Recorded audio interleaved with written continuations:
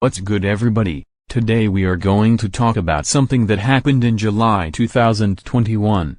You might have heard of it, but I want to talk about it anyway, but fair warning, it's scary and kinda graphic if by text because I'm not showing pictures. You had your warning, now let's get into this. So this girl named Claire Miller killed her disabled sister and left the knife in her neck. What the heck? Who does that? Well, this girl apparently, but let's start over. I'm not going to go in depth of this story because we don't have enough time, but here's enough to sum it up in like 3 to 5 minutes. So grab your popcorn and let's go. Claire Miller was a regular 14-year-old girl who lived in Pennsylvania. She did things that a regular 14-year-old girls do, like doing makeup, talking on the phone non-stop, and eating flaming hot Cheetos. But all jokes aside, she was a regular girl for the most part.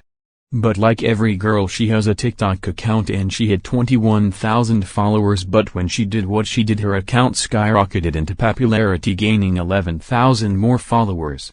Here's some backstory. Claire's dad was pretty wealthy, so they went to a good school. They went to the Lancaster County Day School, one of the most expensive schools in Pennsylvania. Claire's sister Helen was a disabled 19-year-old girl, and that makes the situation even worse because she couldn't defend herself.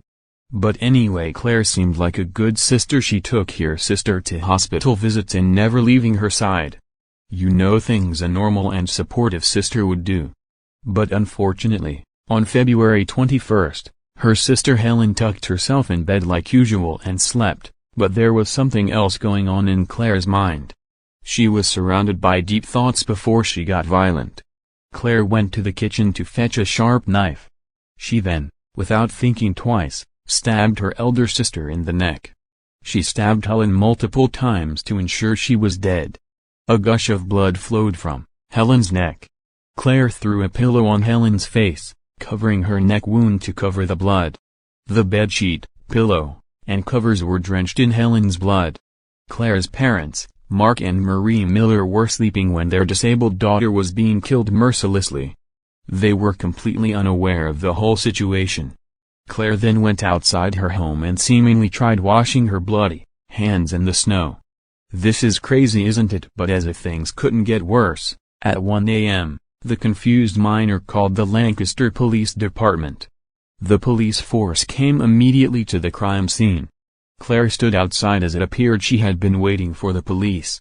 The police noticed that she was covered in blood. Claire's hands and trousers were dripping blood. There was blood in the snow, as well. Claire repeated, "I stabbed my sister." Initially, the police thought that she might have been traumatized by something terrible that happened at her home. She then directed the police towards her room. A police officer recalled the scene. He stated, she directed them to the bedroom where they found her sister with a stab wound. Then the police went into the sister's room and found Helen, lying on the bed, covered under sheets and a pillow. An officer removed the pillow to find out a large knife sticking out from Helen's neck, right above her chest. There was blood everywhere. The police tried to resuscitate Helen but failed.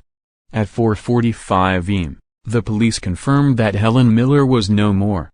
Claire did not show any regret for killing her sister. She just kept chanting that she killed her sister. Mark and Marie Miller, her mom and dad, woke up and were shocked to see what had happened. And who could honestly blame them? But the 14 or 15-year-old Claire Miller is waiting to either get life in prison or she might be sentenced to death for the murder of her 19-year-old sister Helen Miller.